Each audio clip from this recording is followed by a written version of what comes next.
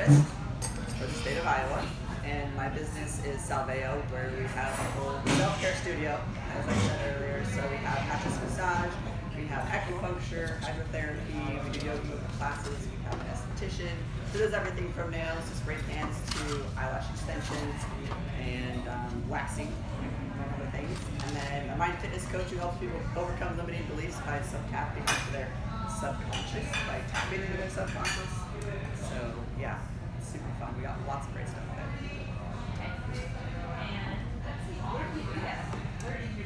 It's off of 51st Street, northeast side of Cedar Rapids, so kind of across and down from Tyson's.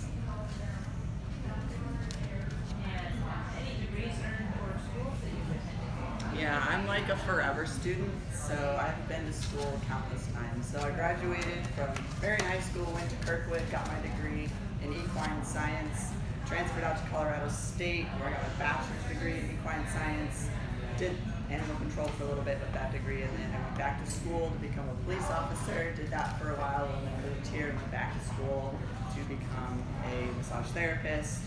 I've been doing that, and then I did more education to become a precision nutrition certified coach. Who knows what I'll study next? I don't know. Something. What about your work history? Like, I guess you kind of told us your work history with your education. A little bit, yeah. So animal control, police officer. I've done everything from like retail to data entry, and now coach stuff. And where do you and your family live? Southeast side of Cedar Rapids, right behind Old McDonald's Farm. I do, yep. I have 2 kids. Reed is a senior this year for Wash, and my daughter is 7th grade at McKinley. And my husband Eric works for the post office. I have a dog and 2 cats. Any community involvement or volunteer? I used to do a lot with the nonprofit that I had. Now it's more kid focused, so nothing really in particular right now. I'm taking a break. I got enough to do. Get more fun. So if you would choose to decide to retire at some day, what would you do to retire? I would be running through the woods doing whatever I want. Exploring, mountain biking, kayaking, running, just having all sorts of adventures. What's that? Sure, maybe throw a few of those in there. I don't know, depends on how my body holds up after I retire, but just going out and having as many adventures as I can. Well, welcome, Amber. Tell us what you got. I'm going to talk about muscles today. Yay, clap for me. Next time I'm going to have a standing ovation, so I have to stand up and sit back down again. That's part of my trick to get you to move. So today I'm going to talk about muscles, because that's primarily what I focus on during a massage, is how the muscles are behaving themselves and what I can do to manipulate those muscles to either relieve pain and tension and kind of get them back to where you're using them to the best of your ability. But there's things that you can do to help me help you with your muscles. And so we're going to talk a little bit about muscles and how you can take care of them. So does anybody know average range, how many muscles are in our body? Don't need a specific number. 100? Okay, that's 250. 3. 3? There's over 600 muscles in the body. And how many bones? 206. Precisely. Yeah, that's right now, right? Yeah, that's right. 206. So you got a lot. You've got a lot of muscles compared to how many bones you have, right? 3 times as many muscles. So muscles help you move, right?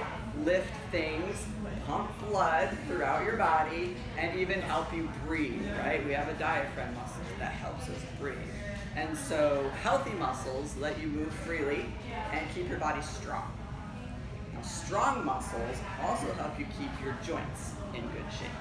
So if the muscles around your knee, for example, get weak, you may be prone to injuring your knee. And strong muscles help you keep your balance.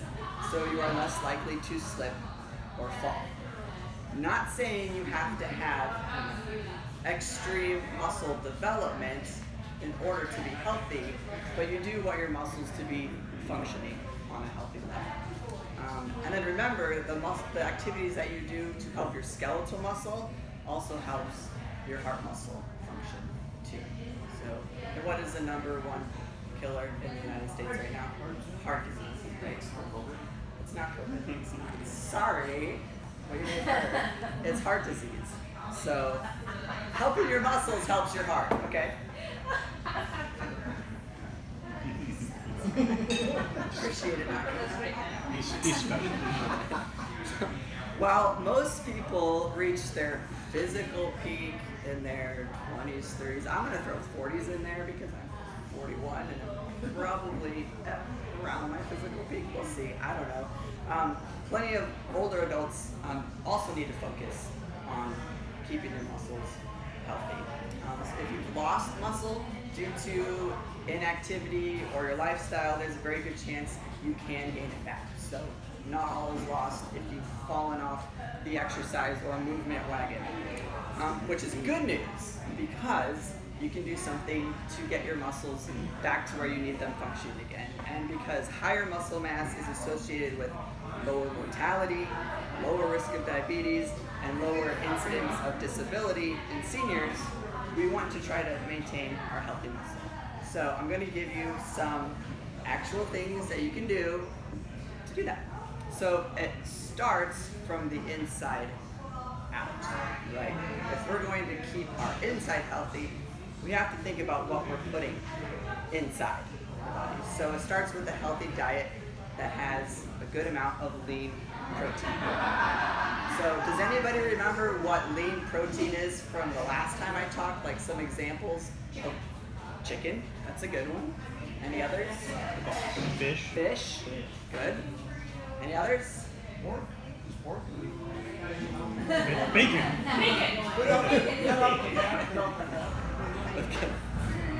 Ham, right? We already mentioned fish, like tuna. You could do whey protein shake, supplement. You got protein bars. You could do some cheeses that are lower in fat. You've got yogurt, things like that. And then if you eat vegetables, you can go with more of the vegetable lean proteins too. You just have to eat a little bit more of those to get up to the amount of protein that you might need. So this is important not just for people wanting to keep their muscles healthy, but for older adults too, to get enough protein. So the second thing is hydration. Hydrated muscles are healthy muscles, and hydration is great for everything: your health, your performance, your body composition, sleep, recovery, mental focus, and even joint health. They're all affected by your state of hydration. And the ironic result of not drinking enough water is that your body will look like it's holding on to more water subcutaneously, right? Because I'm gonna get this wrong if I don't read it off here. It holds more water subcutaneously because not drinking enough water because your body holds on to sodium. Body holds on to sodium. Did I get that right? I got that right. Okay. So having a constant flow of water throughout your body helps push through any water retention. Also improves your sodium balance. Now, sodium is an electrolyte, and electrolytes are the third thing that can help you keep your muscles healthy. So there's more electrolytes than just sodium. There's potassium, there's magnesium, and there's chloride. So sodium chloride is what? Salt. Okay, so salt, potassium, magnesium. And in proper balance, we need these in proper balance in order for our body and our muscles to function properly. Does anybody ever get muscle cramps? Ever got muscle cramps? Okay, so usually when people tell me that they get muscle cramps quite frequently, the first thing I ask is, how well hydrated are you? Are you drinking enough water? And most everybody is always drinking enough water. Not everybody. People think they drink a lot of water, but they might not be drinking enough. But if you are drinking enough water, and we've been working on your muscles so you don't have super tight muscles and lots of trigger points, the next go-to is electrolytes. what is your electrolyte balance look like? And we're not going to sit around and test our electrolytes every day, but what you can do is you can make sure you're getting in enough potassium, sodium chloride, and magnesium. So if people don't have heart issues, they could always add a little bit of salt to their diet. I take a salt capsule every morning, but I also don't have heart problems, so that's something you can talk to your doctor about before adding salt. Bananas are great for potassium, and I also take a magnesium supplement. So if you're not getting that correct balance, the muscles aren't going to be hydrated, because water, you can drink all the water in the world and it will not be able to get in the cell, because there's electrical impulses and things that need to happen for the water to be pulled into the muscle cell. So you can be drinking all the water all day long, and endurance athletes have this problem. You can drink a lot of water, but if you're not getting in the electrolyte balance as well, you can flood the system and get really sick. So water and then electrolytes to help decrease. They have electrolyte supplements out there. They have electrolyte supplements that you can get in powder form and you just add it to water. Or you can go with real food like potassium. You can add some salt some stuff, or you can take a magnesium supplement. Electrolytes are very important. Sleep is the fourth thing I want to talk about for muscles. It's important for tissue repair and growth, and actually less sleeping has been shown to equal more eating. So if you're not getting enough sleep, you might end up overeating. This has been in a lot of studies. I don't have it with me, but it's been shown to be true. And sleep also prevents illness. So I tell people all the time, how much sleep are you getting? How much sleep are you getting? Are you actually recovering from any of the activities or stress that you're experiencing throughout the day? So sleep will help with keeping your muscles healthy. And then muscle relaxers, not pill kind, right? I'm not talking about the pill kind. I'm talking about massage, stretching, chiropractic care, acupuncture, physical therapy, if you feel like you have an imbalance in your muscles, right? Those things. And then movement. Movement is very important. So all of those muscle relaxers are my go-to when somebody's having issues with their muscles, right? It's not a deficiency in a muscle relaxing pill. It's usually something else that needs to be addressed. So those things are great. So let's talk about one of the most important things I feel is to have healthy muscles, and that's movement. So in the massage world, we have a little saying that says, motion is lotion. You might have heard movement is medicine, something along those lines. But our body is uniquely designed to move. We are supposed to be able to move our bodies. And we've done that for thousands of years. That's what we've been doing. But with urbanization and technological advances, our physical activities have decreased, right? We've got this thing now called sitting disease. Sitting is the new smoking because we're more sedentary than we used to be. So physical inactivity is in like the top 5 leading cause of mortality in the United States. And prolonged sedentary time is independently associated with negative health outcomes. So what can we do about this? Well, we can move more. We can do things that aren't necessarily intense, but help us move. So non-exercise activities like standing and walking are much more important than most people realize. And with simple lifestyle changes, you can help your muscles more. So there's 8 simple ways that you can increase movement at work, and I'll just pass these around. You can take it. I only have 12, so if you don't need to know about this, like Chris, he stands for his job most of the time, so he doesn't really need to know this. So do more work standing is number 1. You burn 40% more calories than sitting when you're standing, just in case that's important to you. Take walking breaks whenever possible. Maybe eat lunch outside. Stay hydrated, of course, we talked about that, because guess what? You'll go to the bathroom more. You'll get up and move. Important. Stretch and move every 45 minutes. Now, when people say every 45 minutes, a lot of people will sit at desks and they're like, oh, I've been sitting here for 3 hours. I can't get up and go do something else every 45 minutes. Well, get this, you're going to be way more productive if you do that than sitting at your desk for 3 hours straight when you start to do this number and you get tired and your body starts to wear out and your muscles get fatigued. If you just stand up, do a few squats, move your body a little bit, and sit back down, that's getting up. You know, you don't have to take an excursion somewhere, although you should. Walk around while talking on the phone. Walking is really good for the creative side of your brain. So if you're trying to problem solve, you should probably walk, which is why walking meetings are really great to have. If you have the opportunity to have a meeting outside and go for a walk, do that.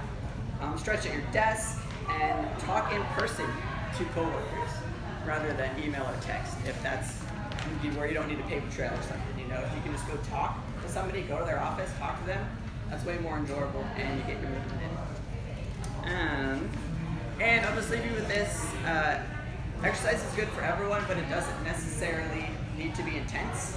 So things just like walking, yoga, belly dancing, things like that. Exercise not only improves your mood, increases your lifespan, maintains your mobility, it can create a better sex life. If you can't last 5 minutes on elliptical, what are you going to do in the bathroom? I don't know. I'm done. Yay! Yay! No Q&A? Great job. Good